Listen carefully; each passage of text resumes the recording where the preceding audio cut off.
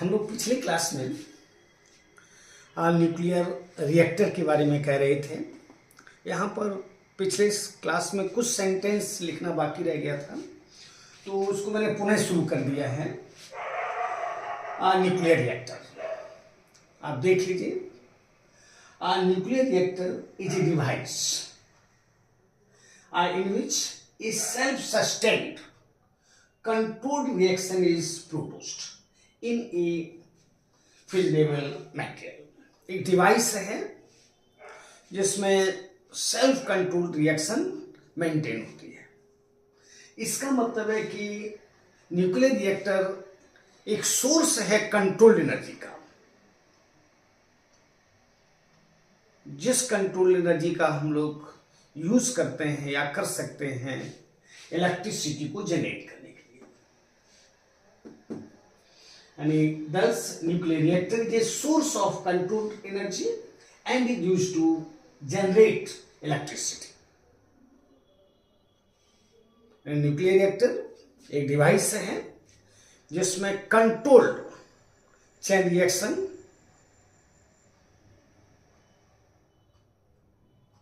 चलता है। इसका मतलब है कंट्रोल्ड एनर्जी, यानी जो न्यूक्लियर रिएक्टर है वो कंट्रोल्ड एनर्जी का सोर्स है, जिस एनर्जी को हम लोग इलेक्ट्रिसिटी में कन्वर्ट कर सकते हैं, होता भी है। न्यूक्लियर रिएक्टर जो पहला न्यूक्लियर रिएक्टर था उसको सबसे पहले डिजाइन किया था एनरिको फर्मी ने। इन्हीं के नाम पर यूनिट है जिसको आप फर्मी कहते हो। 1942 में फर्स्ट। इसके बाद इसके जो मेन पार्ट्स हैं, जिसमें मैंने आपसे कहा था फ्यूल यूरेनियम 233 है, यूरेनियम 233 है, यूरेनियम 235 है और प्लूटोनियम है 239 है। हमारा देश इसको शायद ऑस्ट्रेलिया से खरीदता है। ये न्यूक्लियर रिएक्टर में यूज होने वाले फ्यूल है। इसके बाद मैंने आपसे कहा था कि मॉडरेटर, एक्चुअली मॉडरेटर को हम लोग कई बार कह चुके हैं। हो सकता है कि इस नेचर का क्वेश्चन आपको मिल जाए, क्योंकि कई क्वेश्चंस मैंने देखे हैं जो आपको मिले हैं डिफरेंट एग्जाम्स में कि जो हैवी वाटर है उसका यूज किसके लिए करते हैं। तो मॉडरेटर क्या करते हैं, एक्चुअली ये न्यूट्रॉन्स जो हैं उनको थर्मलाइज करते हैं, यानी उनकी एनर्जी को एब्जॉर्ब करते हैं, जिसके कारण वो थर्मल न्यूट्रॉन में कन्वर्ट हो जाएं। और थर्मल न्यूट्रॉन की एनर्जी हम लोग कह चुके थे कि इलेक्ट्रॉन वोल्ट से कम है, यानी 0.025 इलेक्ट्रॉन वोल्ट है। वही बात यहां पर आपने कहा है कि moderator are used to slow down neutrons. Neutrons को क्या करता है, ये स्लो डाउन करता है। The neutrons are slow down due to elastic collisions, due to elastic collisions with the nuclei of moderator placed around the fissile material। यानी जो फिजनेबल material है उसके चारों ओर मॉडरेटर को रखा जाता है और उनके जो न्यूक्लियाई हैं उनसे न्यूट्रॉन्स क्या करते हैं, कोलाइड करते हैं। और कोलाइड करने से उनकी एनर्जी क्या हो जाती है, घट जाती है। और इस प्रोसेस को आप थर्मलाइजेशन कह चुके हैं और न्यूट्रॉन को आप थर्मल न्यूट्रॉन कह चुके हैं, जिसमें एग्जाम्पल के तौर पर है वाटर है, हैवी वाटर जिसको D2O कहते हैं। ये ध्यान रखना है कि बाई चांस इस क्वेश्चन को ये लोग कर सकते हैं। हैवी वाटर मॉडरेटर है। Carbon as a graphite BeO, beryllium oxide जो है ये भी मॉडरेटर है। का मतलब है इसको जो फिजनेबल मटेरियल है उनके चारों तरफ इसको रखा जाता है, और जब न्यूट्रॉन को उन पर उस पर फेंका जाता है तो जो मॉडरेटर के न्यूक्लियाई हैं वो इसकी एनर्जी को क्या करते हैं, एब्जॉर्ब करते हैं कॉलिजन्स के कारण, इसकी एनर्जी घट जाती है, इसको थर्मलाइजेशन कहते हैं इस प्रोसेस को। और न्यूट्रॉन्स को थर्मल न्यूट्रॉन्स कहेंगे, जिनकी एनर्जी 1 इलेक्ट्रॉन वोल्ट से कम है, जरूरी है। तो फिर एक बार कह लेंगे, मटेरियल फ्यूल यूरेनियम 233 है, 235 है, 239 प्लूटोनियम है। इन तीनों को हम लोग न्यूक्लियर रिएक्टर में यूज करते हैं।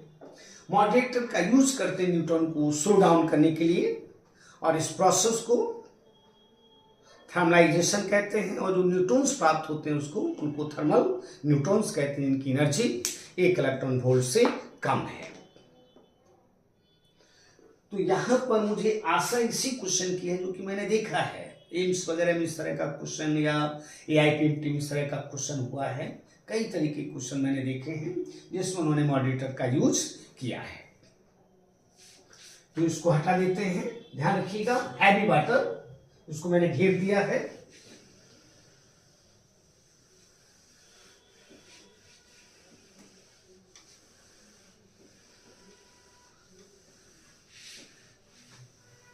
इसके बाद थर्ड में है कंट्रोलिंग रॉड्स। थर्ड में क्या है, कंट्रोलिंग रॉड्स है, controlling rods. Third controlling rods,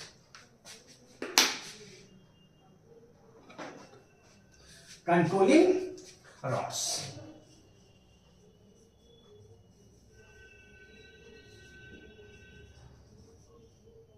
controlling rods जिसमें कैडमियम आप यूज करते हैं, HF यूज करते हैं और बोरोन यूज करते हैं। ये एक्चुअली क्या होते हैं कि these rods are neutron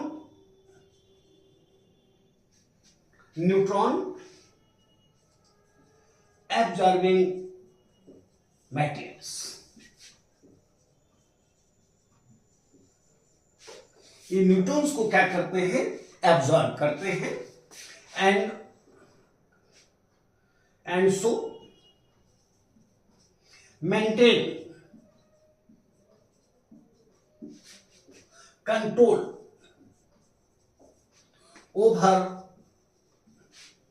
over the number of neutrons. Number of neutrons होता एक्चुअली क्या है, तो ध्यान रखिएगा। कैडमियम है, HF है और B है, बोरोन है।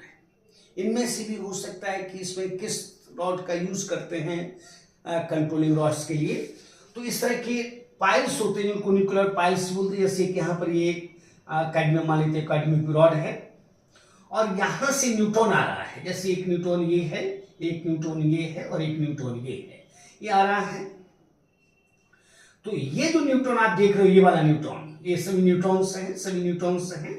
तो ये न्यूट्रॉन यहां से क्या हो जाएगा, क्रॉस कर जाएगा, निकल जाएगा यहां से। जब ये न्यूट्रॉन यहां से निकल गया और ये दो न्यूट्रॉन जो है कैडमियम के कारण क्या हो गए, एब्जॉर्ब हो गए। अब ये जो अकेला न्यूट्रॉन है वो यूरेनियम से क्या करेगा, कंबाइन करेगा, कंपाउंड न्यूक्लियस बनाएगा, टूटेगा। इसका फिर 3 न्यूट्रॉन पैदा हो जाएंगे। तो फिर इसी तरह का यहां पर क्या होता है, फिर एक नया कैडमियम की रॉड होगी जो फिर इसके 2 न्यूट्रॉन्स को एब्जॉर्ब कर लेंगे और फिर एक न्यूट्रॉन यहां से क्या हो जाएगा, निकल जाएगा। इस तरह से ये न्यूक्लियर पाइल्स के रूप में होते हैं। ये सब ऐसे ऐसे रखे होते हैं जिसके कारण एक्स्ट्रा जो न्यूट्रॉन्स हैं उनको ये क्या कर लेते हैं, एब्जॉर्ब कर लेते हैं। और न्यूक्लियर रिएक्शन हमेशा चलता रहता है। इनके अलावा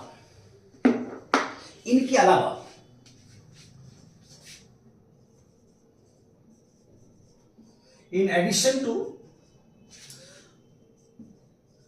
controlling rods,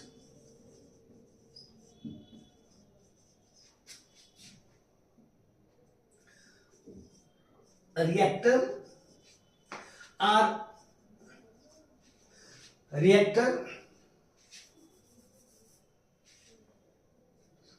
are supplied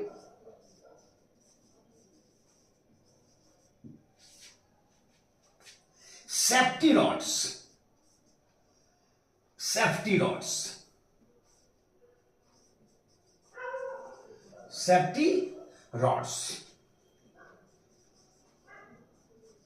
which when required can be inserted into the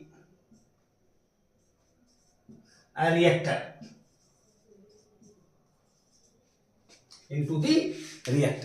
इसमें होता क्या है, ये भी बड़ी अच्छी बात है कि जैसे सपोज कीजिए कि अगर इस तरह का कोई सिचुएशन पैदा हुआ कि न्यूक्लियर रिएक्टर अनकंट्रोल्ड हो जाएगा, बाई चांस कहीं से अगर न्यूट्रॉन्स की संख्या ज्यादा प्रवेश कर गई, तो करते क्या है कि उसमें कंट्रोलिंग रॉड्स के अलावा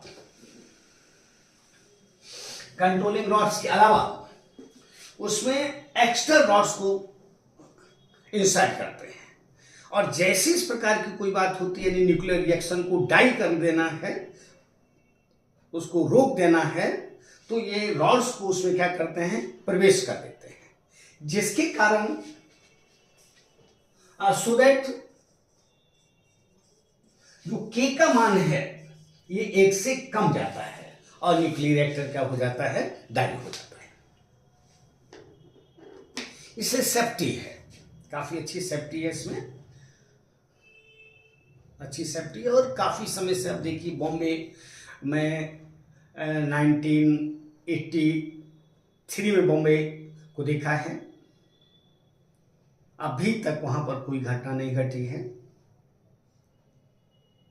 91 में दिल्ली का न्यूक्लियर रिएक्टर भी मैंने देखा है, बल्कि वहां पर मैं 1 महीने रुका भी हूं, काफी सेफ है, लेकिन वही के अंदर रहने पर अजीब लगता है।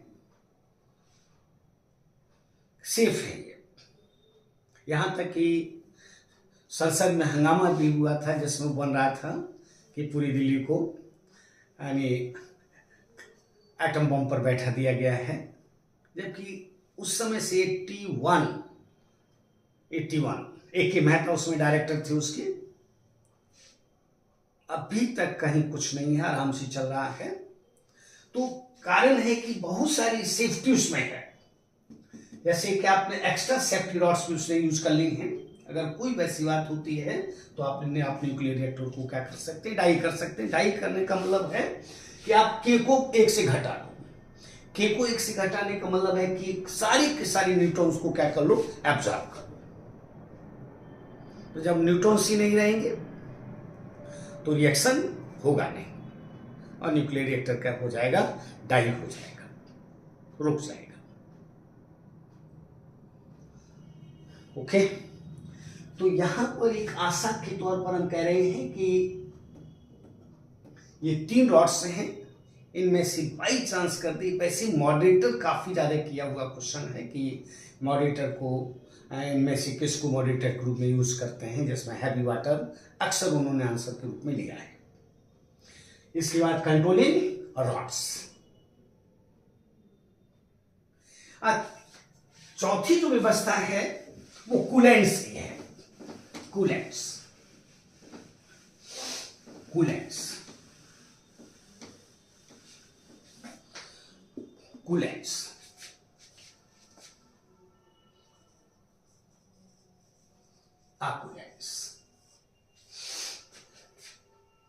coolants are used to extract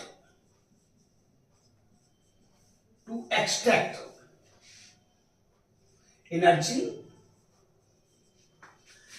generated during nuclear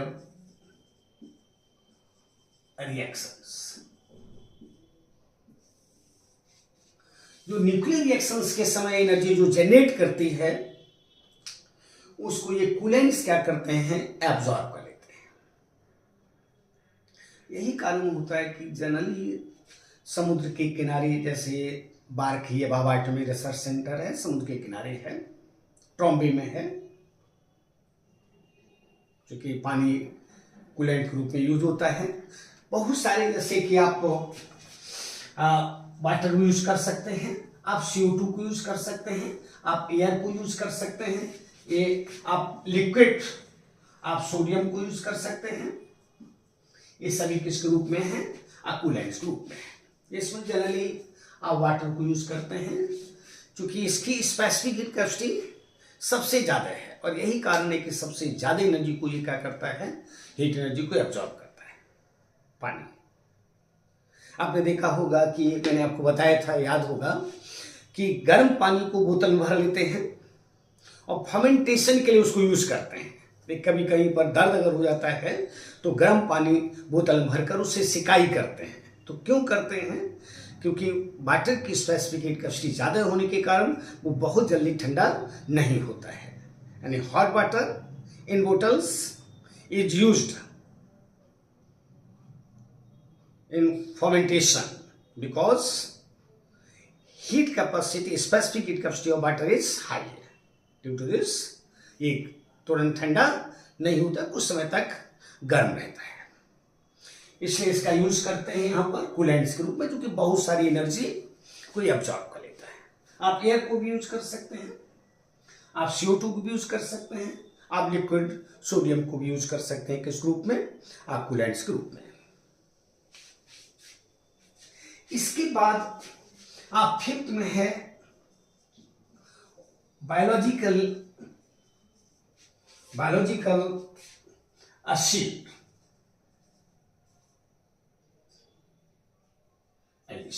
biological sheet यानी पूरे के पूरे न्यूक्लियर रिएक्टर को आप घेर लेते हैं किसके द्वारा, कंक्रीट की करीब 7 से 8 फीट मोटी दीवार के द्वारा। क्यों ऐसा करते हैं, to protect people from radiation generated from during nuclear reactions. Nuclear reactions के समय जो एनर्जी जनरेट होती है उस रेडिएशन का ही एनर्जी, रेडिएशन जो कि काफी हानिकारक भी होता है, सबसे ज्यादा पेनिट्रेशन पावर रखने वाला गामा है, उसके बाद फिर एक्सरे है, उसके बाद फिर अल्ट्रावायलेट है, जिसमें गामा वगैरह जो होते हैं काफी हानिकारक होते हैं ह्यूमन बॉडी के लिए, ठीक है ना। तो अगर कोई आपसे कह दे तो कह दीजिएगा कि nuclear reactor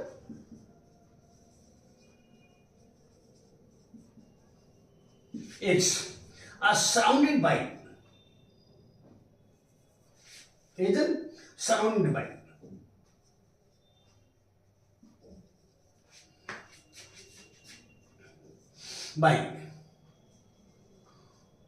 concrete of a thickness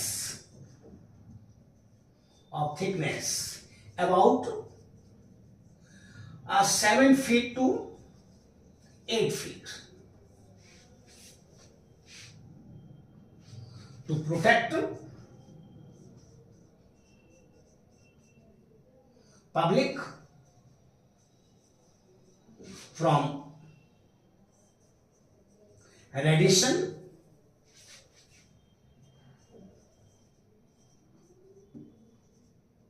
as generated during nuclear reactions.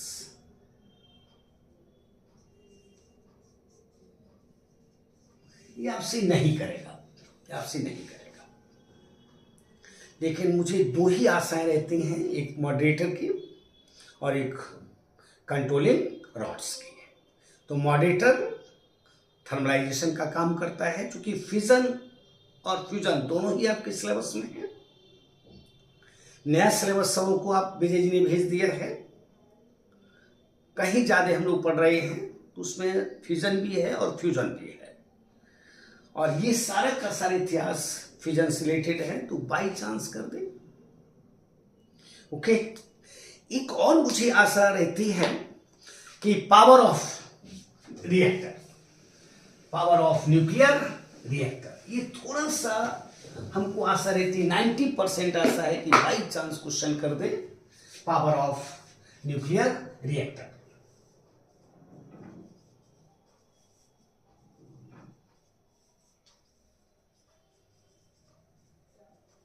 Power of nuclear reactor, इसमें दो बातें ध्यान दीजिएगा। पहली बात कि अगर n atoms, if n atoms are take part, n atoms are take part in a fission, in fission for time t, and each of fission and each fission produces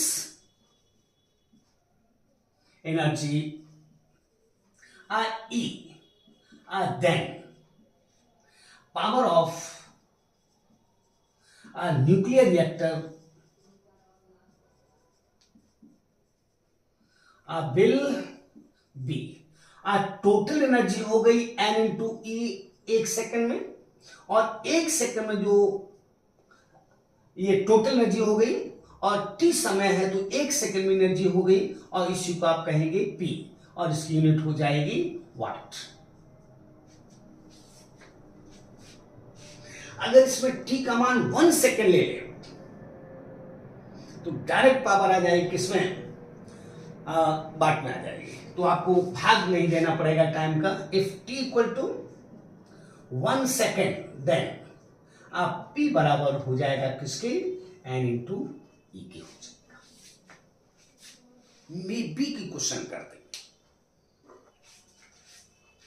इसको 2 मिनट देखते रहिए।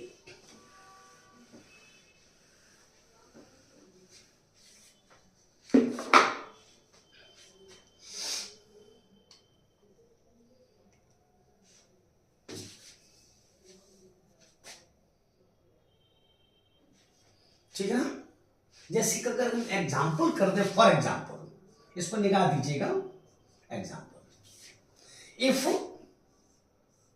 Energy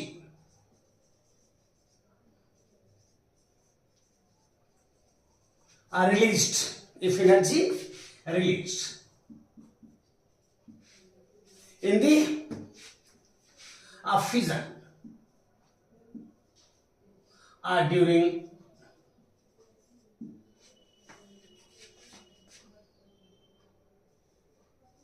one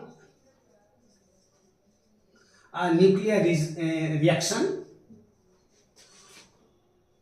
is 200 mega electron volt, 200 mega electron volt, then number of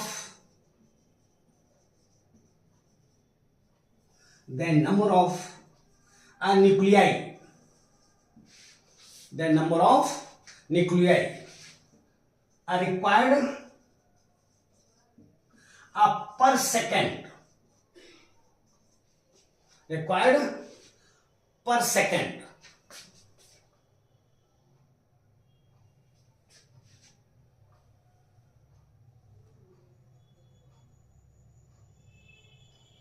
required per second in a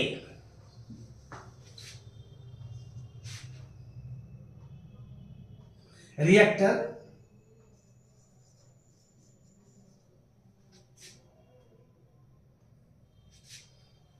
of power 16 kilowatt,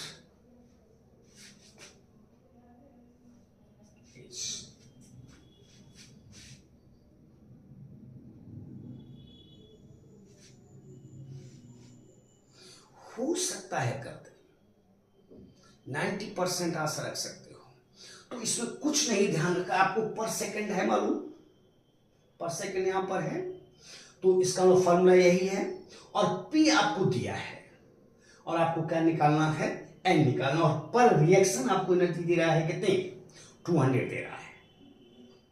तो फिर एक बार देख लीजिए कि अगर N atoms take part part लेते हैं, भाग लेते हैं किसमें, न्यूक्लियर रिएक्टर में 30 समय के लिए, और प्रत्येक फ्यूजन जो एनर्जी पैदा करता है कितना, E, तो पावर हो जाएगी, टोटल एनर्जी हो गई Ne, और चूंकि 30 सेकंड आपने लिया है वहां पर, टाइम T लिया है, तो अगर हम इसको जूल ले लें, इसको सेकंड में ले लेते हैं, तो ये क्या हो जाएगा, वाट हो जाएगा, और अगर हम इसको 1 सेकंड ले लेते हैं तो P बराबर किसके, Ne के हो जाएगा। तो मे बी किस तरह का क्वेश्चन कर दे, तो ध्यान रखिएगा, इसी को हम लोग यूज कर लेते हैं कि since P equal to N into E, इसलिए N इक्वल टू हो जाएगा P बाई E, 40 सेकेंड्स में आप बना सकते हो। P इज 16 किलोवाट, तो 16 इंटू 10 टू द पावर 3 वाट हो गया, इसमें जूल पर सेकंड है, जूल पर सेकंड है, ठीक ना, बाई 200 मेगा 10 की power 6 10 to the power 6 mega electron volt 1.6 into 10 to the power minus 19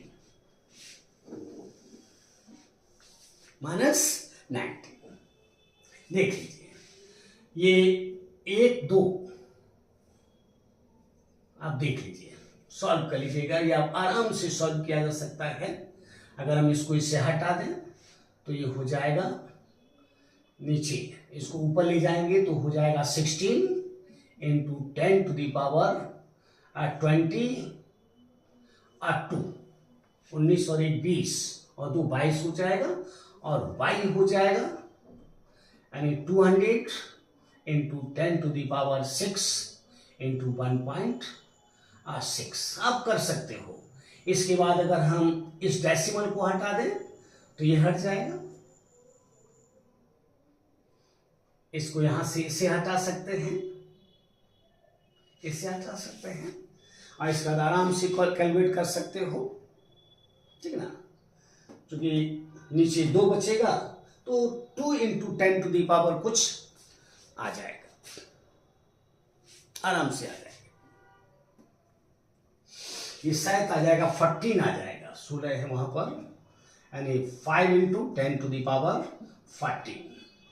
इतने रिएक्शंस 1 सेकेंड में होंगे, तब जाकर 16 किलोवाट पावर प्लांट में एनर्जी इलेक्ट्रिसिटी जनरेट हो।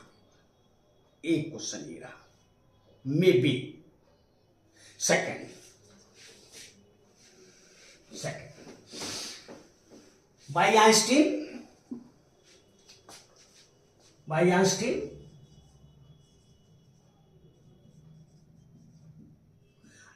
E equal to mc square, m equal to E by RC square। इसको differentiate कर दो by differentiating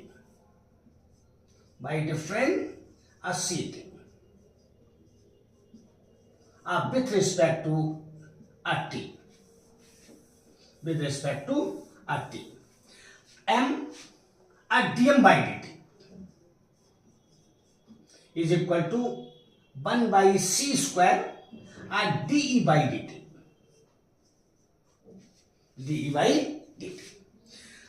this is rate of change of energy है, और बर्क एनर्जी थ्योरम से ये पावर हो जाएगी। तो सिंस पावर अब P इक्वल टू है dE बाई dt के, इसलिए dm by dt is equal to P by RC square.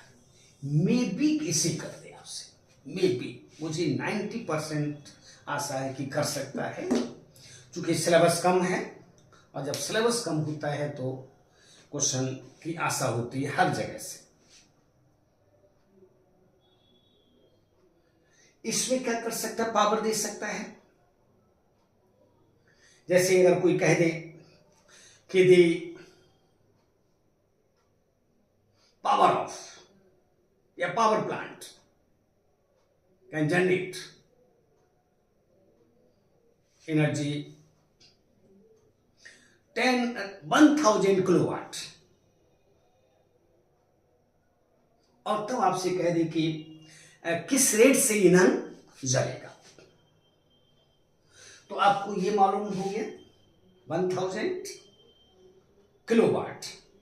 और सी स्क्वायर आप जानते हैं, सी क्या वेलोसिटी ऑफ लाइट है, 3 × 10⁸ मीटर पर सेकंड है। तो इसमें रखकर आप dm/dt को निकाल सकते हैं। अगर SI को यूज करते हैं तो यहां पर आ जाएगा kg/सेकंड आ जाएगा। अगर आवर में देता है तो यहां पर फिर 60 × 60 का आपको गुना करना पड़ेगा। तो मे बी कि ये क्वेश्चन आपको मिल जाए। एक बार फिर यहां से देखेंगे, Einstein's mass energy equivalence equal to mc square, where m is mass and c square is square of velocity of light, और m equal to e/c square। इसको अगर हम डिफ्रेंशिएट कर देते हैं विद रिस्पेक्ट टू t, तो e का m को डिफ्रेंशिएट करेंगे तो dm/dt, c is constant, velocity of light है, कांस्टेंट का डिफरेंस हम लोग करते नहीं है। जैसे cu, तो c बाहर ले लेते हैं, dy/dx करते हैं तो ये बाहर आ गया, और एनर्जी को डिफ्रेंशिएट कर दी dy/dt।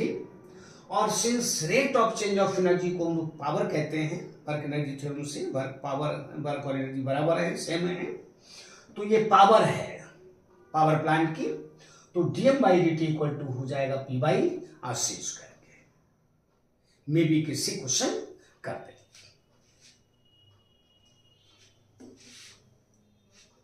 जैसे ध्यान दीजिएगा, 1 मिनट के अंदर आप कर सकते हो। For example,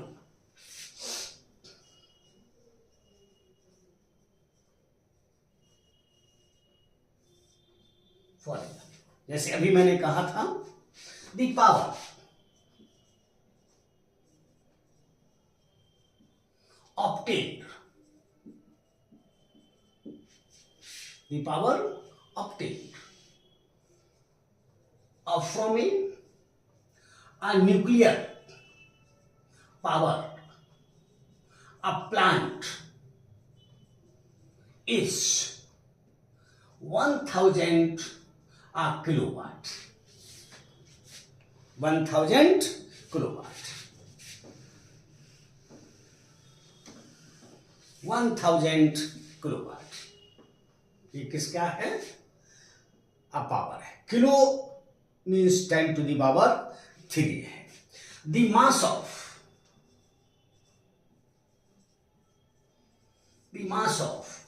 a decay of aluminum 235, decay of 235 per hour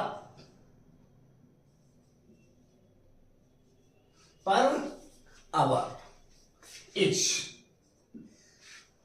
may be कह दो इसको, हो सकता है कर दे, पर आवर है,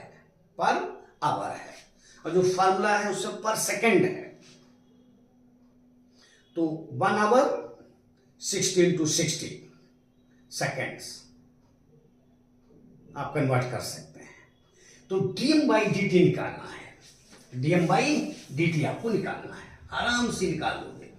dm/dt आप p पावर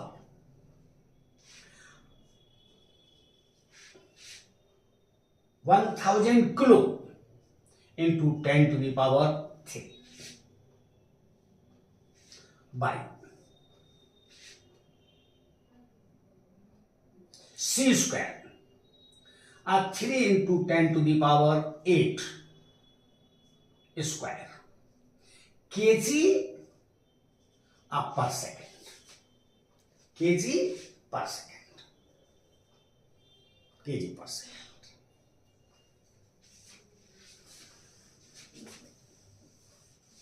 आप सॉल्व कीजिए, अच्छा क्वेश्चन है इसको। और सेकेंड नहीं चाहिए उनको, पर आवर चाहिए, तो इसमें गुना कर दोगे 60 into 60 equal to 10 to the power 6 by 9 into 10 to the power 16 into 60 into 60 kg per hour. Solve कर लीजिए, आपके दिमाग में आप इतना होशियार हो। जल्दी बोलिए। इन्होंने इसका आंसर दिया है माइक्रोग्राम पर आवर में, आ जाएगा। देखिए, क्योंकि केजी को अगर हम कन्वर्ट कर लेंगे ग्राम में तो 10 to power 3 हो जाएगा ग्राम। तो 3 4 5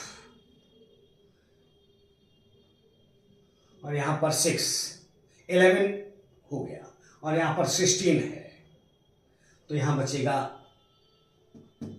5।